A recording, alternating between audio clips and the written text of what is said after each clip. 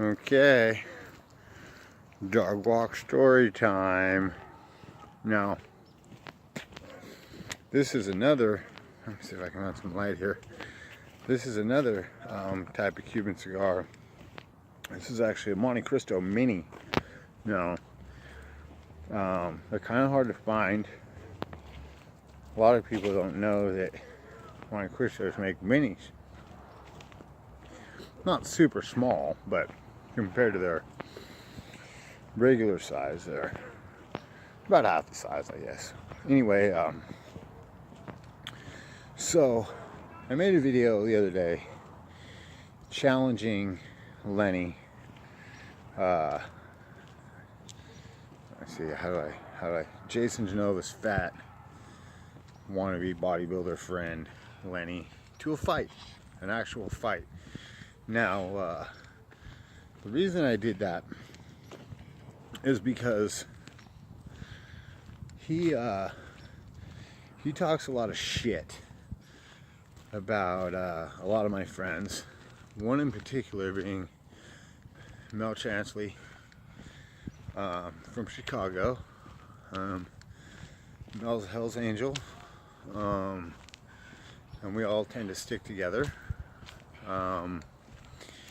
Anyway, in one of the videos, he's calling Mel a pussy, saying that he'd kick Mel's ass anytime. There's no way in hell.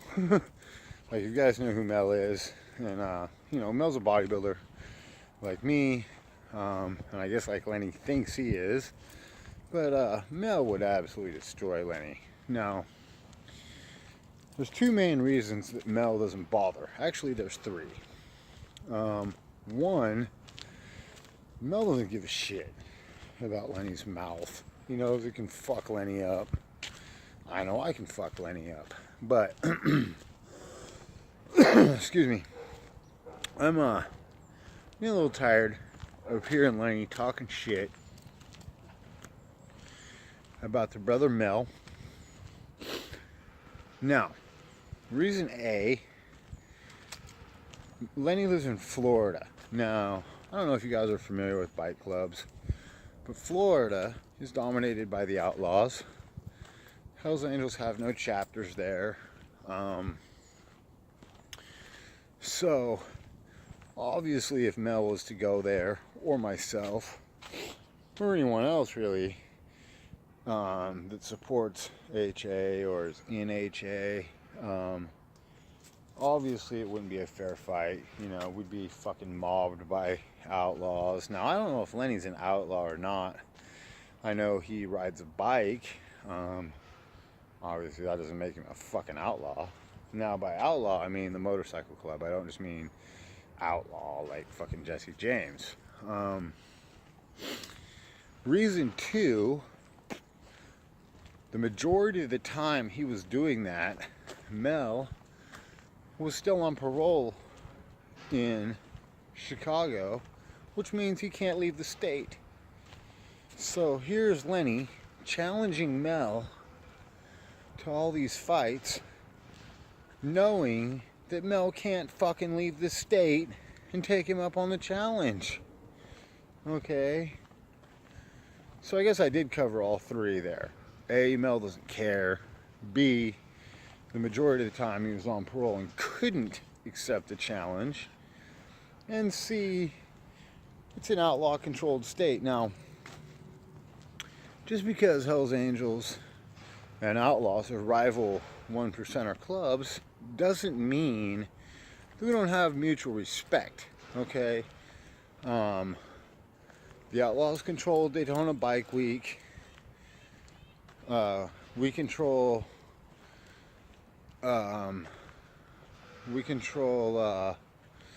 shit. Most of the fucking big runs on the West Coast. We control fuck. I'm losing my fucking mind here. Anyway, so we have this mutual respect where we don't try to go each other's territory, especially for these little fucking pussy ass moves like this, like Lenny's doing. Now, someone commented on the video saying, ooh, big tough guy challenging a guy in the hospital. Okay, well, it's not my fault this fat ass fell off his motorcycle. I've fallen off my motorcycle plenty of times, and here I am fine. So he will get out of the hospital. He will recover.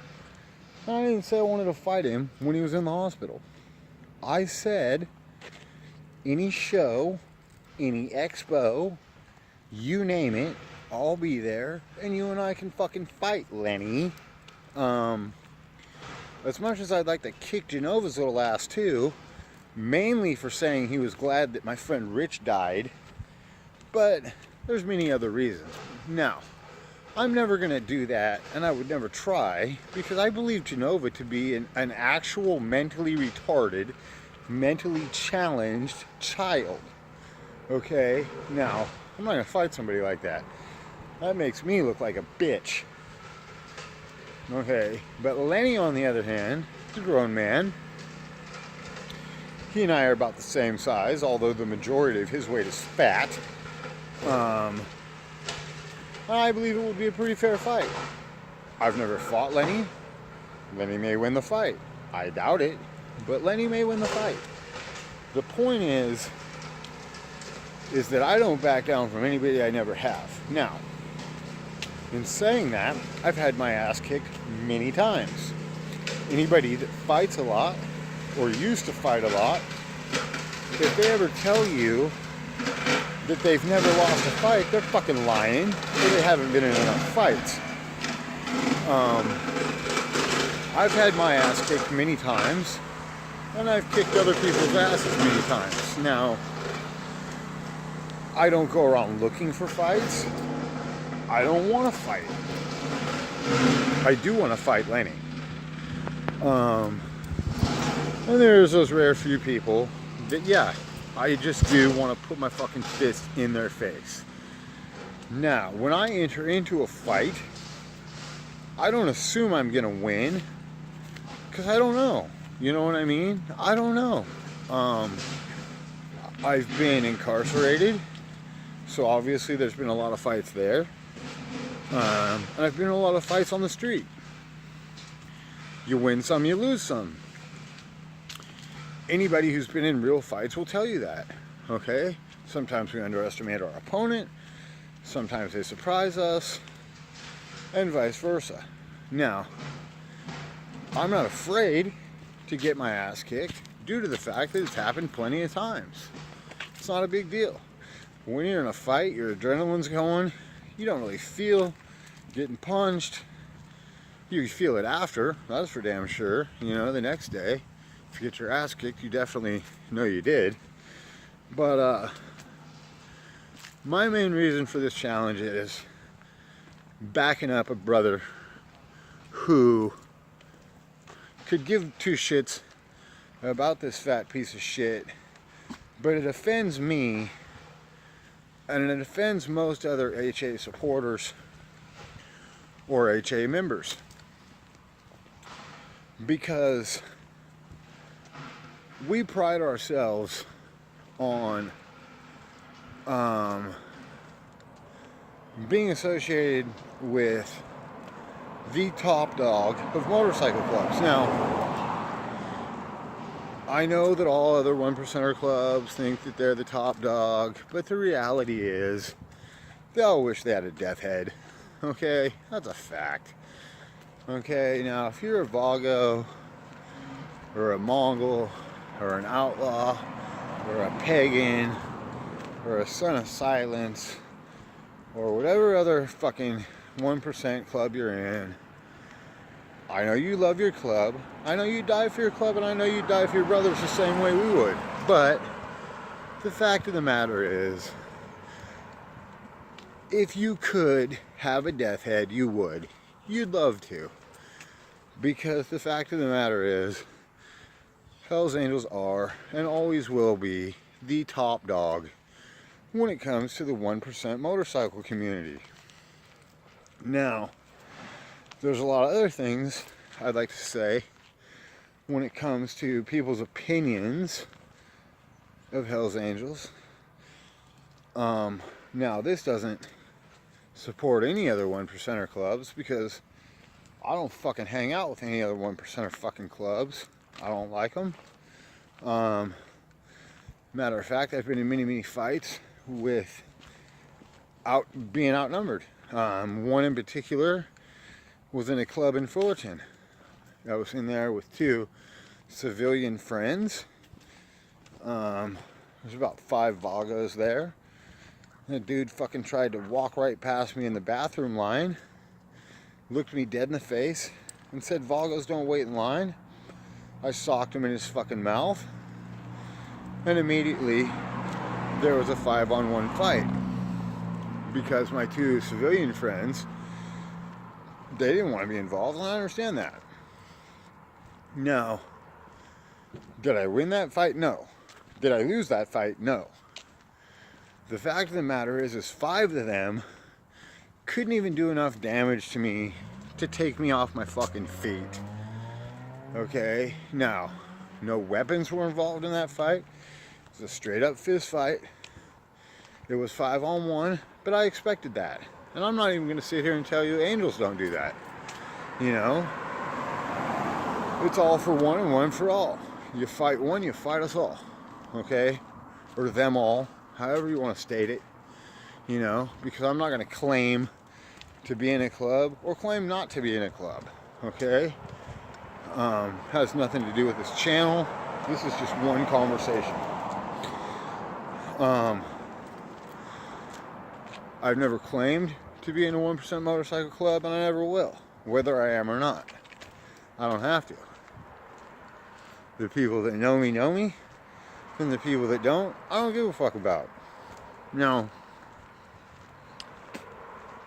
here's another thing. When it comes to the Mongols, ever since they have had a new national president, Little Dave, I actually have a lot of respect for Little Dave. He's running the Mongols a lot better than they used to be ran. He's not patching in people immediately. He's not patching in fucking dirtbag, you know, street gang members like, the fuck was that asshole's name? There was the NP before. I forget. Anyway, he was a member of the Avenues, and then like blah blah blah, all the way until he became a Mongol, became the national president. Well, guess what? The Mongols have a green light on this motherfucker's head now, in prison, because when he got caught, he fucking snitched on his whole entire club. Now, when Little Dave became the national president, the Mongols became a much more reputable 1%er club. Okay, Little Dave is a solid national president. Okay, am I gonna say I'm friends with him? Hell no. Will I ever be friends with him? Hell no. Do I have respect for Little Dave? Hell yes. Do I have respect for all Mongols? Hell no. But at least he's not just patching in people for sheer numbers. There was a time when I could walk through Los Angeles and see people with full fucking Mongol 3-piece patches who didn't even own a fucking bike. They didn't even own a fucking bike. Okay? Now that had to do with their sheer fear of the Angels, and more so the Mexican Mafia, because they started infringing on the Mexican Mafia's drug trade. The Mexican Mafia told them, Black Hand in particular, that if they were going to do that, they owed them a percentage of the money. And these guys decided to tell the Mexican Mafia to fuck off. Now, in my opinion, that was a big mistake. They realized it was a mistake, so they started patching in street gang members with no bikes, no prospecting period, no hang around period, nothing. Just for sheer numbers. Now, these guys were also afraid to wear their colors because they knew that they had a hit out on them. I'm going to continue this a little later because I'm going to also talk a little bit about the 2002 Laughlin fight. Okay? So until then, peace and love. God bless you. And we'll talk soon.